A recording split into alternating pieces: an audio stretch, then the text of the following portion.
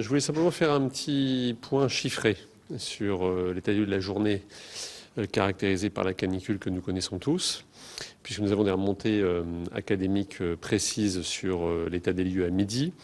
Donc à date, nous avons au total 1352 écoles ou établissements scolaires qui sont fermés aujourd'hui, essentiellement des écoles. Ça correspond tout simplement à des remontées qu'on n'avait pas forcément eues des mairies dans le week-end. Donc voilà, ce matin, il y avait 1352 écoles ou établissements qui étaient fermés et 4042 qui ont procédé à des aménagements. Ces aménagements consistant principalement dans des aménagements d'horaire, donc avec des élèves qui sont libérés plus tôt, généralement à 13h maximum, ou parfois des établissements qui ont eu recours à d'autres salles, des salles municipales, médiathèques, etc., climatisées, pour pouvoir y scolariser leurs élèves. S'agissant des examens, donc nous maintenons évidemment la même doctrine, elle n'a pas changé, c'est-à-dire que toutes les épreuves qui doivent avoir lieu le matin, donc tous les oraux qui doivent avoir lieu le matin cette semaine, sont évidemment maintenus. Et pour les après-midi, les autorités académiques vérifient centre d'examen par centre d'examen si les conditions d'accueil des personnels, c'est-à-dire des jurys et des élèves, sont satisfaisantes. À date, nous avons donc pour aujourd'hui et pour demain, en tout et pour tout, 5233 candidats qui ont été reconvoqués en matinée, soit cette semaine, soit en début de semaine prochaine.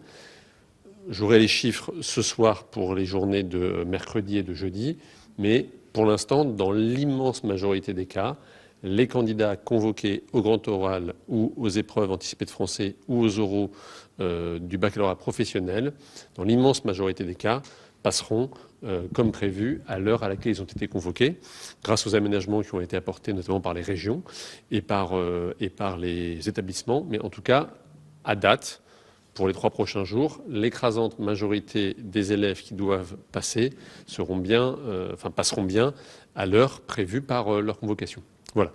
En termes de méthode, enfin, dernier point, c'est important. On fait en fait évidemment un point très régulier. On a 2 points par jour avec les rectorats. Moi-même, je vois les recteurs tous les 2 jours et les organisations syndicales également tous les 2 jours. Donc je les ai vus samedi, je les reverrai demain, entre demain et mercredi selon les disponibilités des uns et des autres, de manière à ce que nous puissions tout simplement agir avec méthode, partager les données avec méthode, informer chacun et puis nous assurer que les choses se déroulent sans difficulté excessive au regard de la situation que nous connaissons.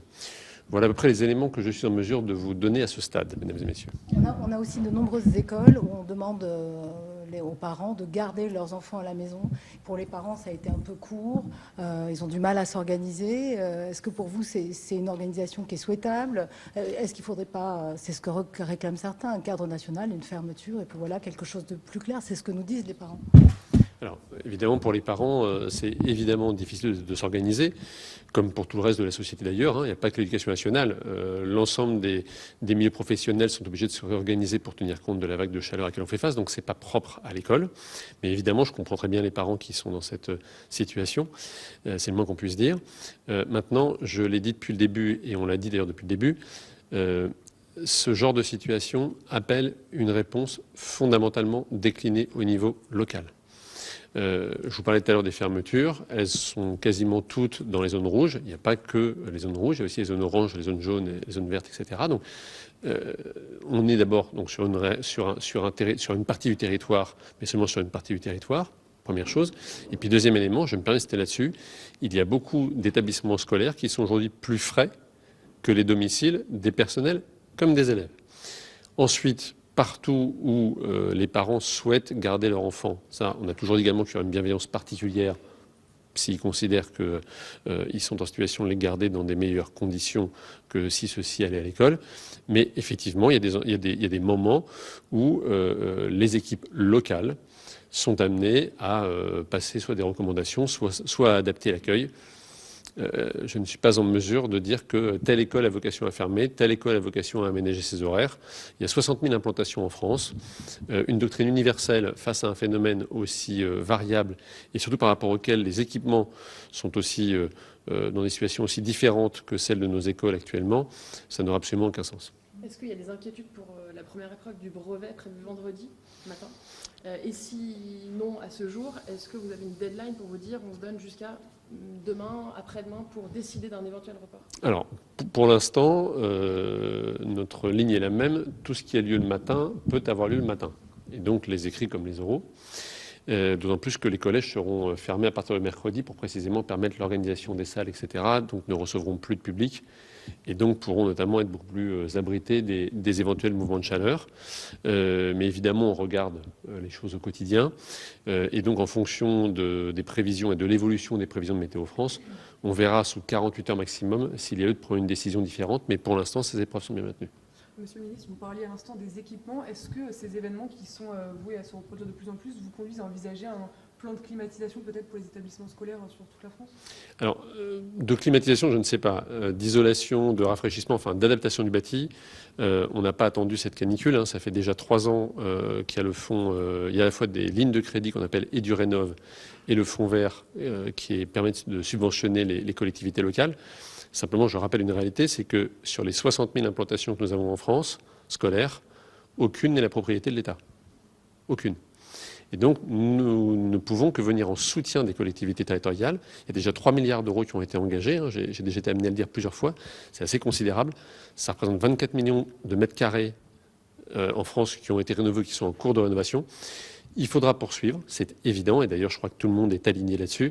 Simplement, la dispersion et la très grande ampleur du bâti scolaire en France fait que ça ne peut pas se faire ni en 8 jours, ni même en quelques mois. Les fermetures sèches, est-ce que c'est quelque chose que vous comprenez ou est-ce que vous demandez à ce qu'il y ait un accueil minimal qui soit organisé dans des lieux climatisés, qui relèvent pas forcément d'éducation nationale? Est-ce qu'il faut plus de mobilisation pour permettre quand même d'accueillir les enfants? Alors, il y a beaucoup d'écoles fermées, dites fermées, qui ont été proposées cet accueil minimal. Ça, c'est d'abord une réalité concrète. Ensuite, une fois encore, il faut partir du réel. Si vous êtes dans une petite école d'un petit village exposé à une grande chaleur et que vous n'avez pas de salle alternative, parce que simplement la collectivité ne dispose pas d'autres fonciers que son école, on ne peut pas inventer du foncier, il n'existe pas. Dans les collectivités qui ont effectivement plus de foncier, qui ont éventuellement une salle des fêtes climatisée ou un gymnase, etc., là oui, effectivement, l'accueil peut s'organiser dans des conditions différentes. Mais une fois encore, on voit bien d'ailleurs, chaque fois que vous prenez un exemple, que c'est vraiment du cas par cas et que ça dépend du dispositif local qui existe. Et justement, parfois, cette absence de cadre national stresse et apparaît comme une sorte de désorganisation, c'est en tout cas ce que disent certains parents et certains syndicats de professeurs, qui leur rappellent les pires heures du Covid, où d'un jour à l'autre, il faut s'adapter et il y a des différences d'une école à une autre. Alors, pardonnez-moi, la doctrine est la même depuis le début. Elle a été travaillée pendant 6 mois parce que je l'ai lancée quand je suis arrivé, au mois d'octobre. Il y a un plan d'action contre les vagues de chaleur qui a été publié le 28 mai. Et donc la doctrine est la même pour tout le territoire. Elle est connue de tous, les règles sont connues de tous, etc., etc. En revanche, ce qui est vrai, c'est que cette doctrine, ensuite, elle s'applique localement et que là, je ne peux pas me substituer à des réalités locales qui sont objectivement différentes, parce qu'elles dépendent une fois encore de collectivités qui sont d'ailleurs très engagées dans la période. Donc la réponse est forcément locale, y compris parce que la météo elle-même évolue en fonction des jours et des endroits en France.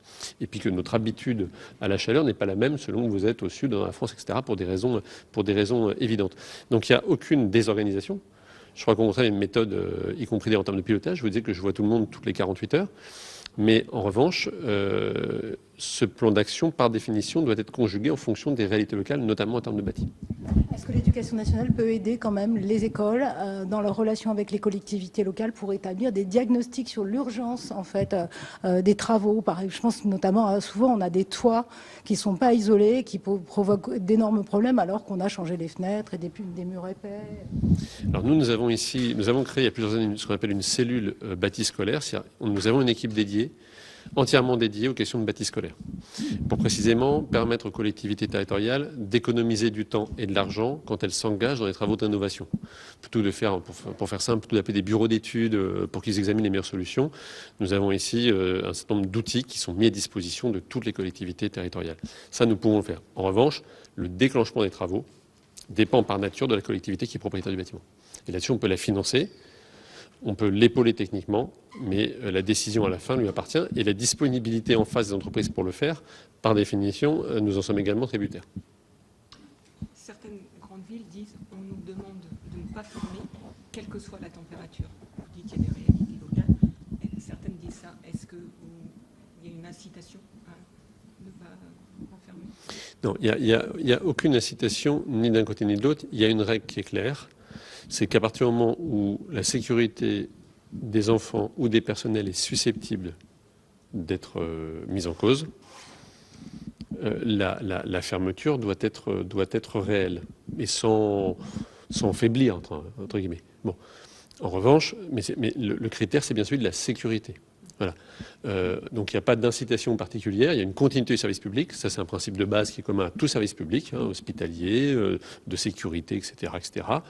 Mais ce principe de continuité, il peut conduire à fermer un établissement à partir du moment où la sécurité des élèves ou des personnels est considérée par les autorités locales qui connaissent leurs bâtiments, qui connaissent les salles de repli, etc., comme étant susceptibles d'être mises en cause.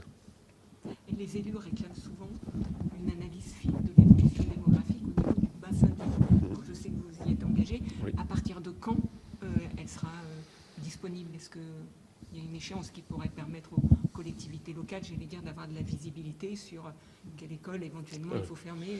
Alors aujourd'hui sur la démographie, d'abord, donc moi j'ai fait des projections départementales, j'ai fait faire des projections départementales à 10 ans. Actuellement, toutes ces projections départementales à 10 ans sont retravaillées au niveau des départements pour descendre, si je puis dire, à la maille, soit communale, soit intercommunale, c'est-à-dire la maille du bassin de vie.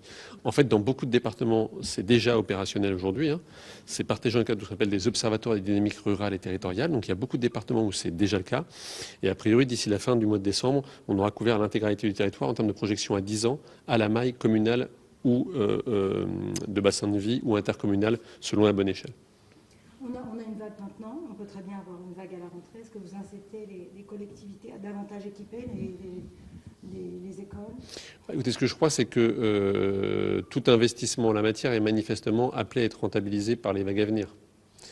Et donc, oui, bien sûr, je crois que collectivement, on peut se dire qu'il faut évidemment investir, probablement d'ailleurs dans des équipements temporaires lorsqu'on n'est pas en mesure de faire la rénovation immédiatement, parce qu'une rénovation d'école, une fois encore, ça peut prendre énormément de temps. Rénover, ça veut dire aussi parfois poser la question de savoir ce que deviennent les élèves, ça veut dire qu'il faut les reloger. Donc, enfin, rien de tout ça n'est simple et les collectivités territoriales, une fois encore, sont des situations qui sont souvent complexes et il ne faut pas le sous-estimer. Ça ne se fait pas en un claquement de doigts. En revanche, dans cette perspective, investir dans les équipements à titre de transition, pendant peut-être 1 ou 2 ans, manifestement, vu l'évolution du climat, ce sera rentabilisé au cours des prochaines années. Est-ce que vous avez des autorisations spéciales d'absence? Est-ce que vous avez des professeurs qui ont fait défection pour ces euros? Pour l'instant, nous n'avons pas de signe d'alerte particulier. Nous avons chaque année, parce que nous avons une population de 800 000 personnes, donc il y a bien sûr, j'allais dire en permanence, des personnes qui peuvent éventuellement tomber malades, etc., etc. Pour l'instant, nous n'avons pas de signaux particuliers en ce sens, et nous faisons précisément en sorte que les bonnes décisions soient prises au bon moment pour éviter et pour ne pas avoir à mettre en danger qui que ce soit. Est-ce que face à la canicule, vous pourriez revoir le calendrier des épreuves? Est-ce que vous pourriez les avancer, même les faire arriver vers fin mars, début avril? Alors, sur les calendriers des examens, moi, il se trouve que j'ai prévu de lancer un peu les travaux cet été. Donc, du coup, on va les mener cet été avec notamment les représentants du personnel pour faire en sorte d'avoir un calendrier qui soit effectivement adapté dans ses modalités. Il ne s'agit pas de changer maintenant la date générale du baccalauréat en disant on le passera en janvier ou en février. L'expérience montre d'ailleurs que quand vous le passez trop tôt, il y a un effet de démobilisation sur les élèves. Bon. Qu'en revanche, il n'y ait plus d'épreuves les après-midi écrites et probablement même orales. Je crois que l'évolution de la situation nous conduit à l'envisager quand même de manière maintenant sérieuse. Donc on va travailler ça une fois encore avec méthode, parce qu'il faut de la méthode. Mais on va travailler ça avec méthode cet été, et à la rentrée, je serai amené à publier le calendrier des examens de l'année, et évidemment, ça fera partie des contraintes que nous devrons intégrer. L'idée de remettre les épreuves en mars pour que ça compte dans Parcoursup n'est pas un sujet? Je crois qu'il ne faut pas actuellement commencer à se dire que sous l'effet d'une canicule, on réfléchit complètement le bac, les programmes d'examen, etc. D'abord, ça ne peut pas se faire en 3 mois, parce que c'est un programme d'examen, et donc on ne peut pas prendre par surprise ni les élèves ni les professeurs. La vraie question aujourd'hui, c'est celle de savoir comment est-ce qu'on adapte l'organisation matérielle des examens, entre matin et après-midi notamment, pour faire en sorte que nos élèves les passent dans les meilleures conditions possibles et que nos personnels les fassent passer dans les meilleures conditions possibles. Parce que je rappelle que je suis ministre de 12 millions d'élèves, mais aussi d'1 200 000 personnels. Merci. Merci à vous. Déclinaison, monsieur le ministre, au niveau des certaine température, pourquoi ne pas proposer, comme ça se fait en Allemagne avec Hitzefrei, où à partir d'une selon les Länder, à partir d'une certaine température, les élèves sont libérés? Tout simplement parce que à partir d'une certaine température, enfin tout dépend où, c'est-à-dire à l'extérieur, à l'intérieur, dans quelle salle, etc. Quand vous avez un bâti scolaire, je prends un collège où j'étais il y a 2 semaines, un collège donc capable d'accueillir 800 élèves et qui actuellement, sous l'effet de la démographie, en compte 440. Et donc avec une partie de ces bâtiments qui sont au nord. On voit bien qu'au prix d'une réorganisation, une partie de ces élèves peuvent précisément être dans une zone plutôt abritée et plutôt plus fraîche que l'environnement global extérieur, que leurs appartements, et même que l'autre partie du collège. Dans ces conditions-là, dire parce que la température extérieure est de temps, on va annuler les cours, n'a pas de sens. Tout simplement parce que j'ai un bâti qui, dans ces conditions-là, permet d'accueillir des élèves dans des meilleures conditions. Donc une fois encore, l'idée qu'il y aurait une toise universelle, elle peut être intellectuellement satisfaisante. En pratique, notre responsabilité, et la responsabilité des collectivités locales avec nous, c'est de garantir un accueil des élèves et des personnels qui, une fois encore, soit sans risque. Voilà. Mais le sans risque ne correspond pas seulement à un seuil de température, il correspond surtout à des conditions effectives d'accueil dans les bâtiments. Je vous remercie.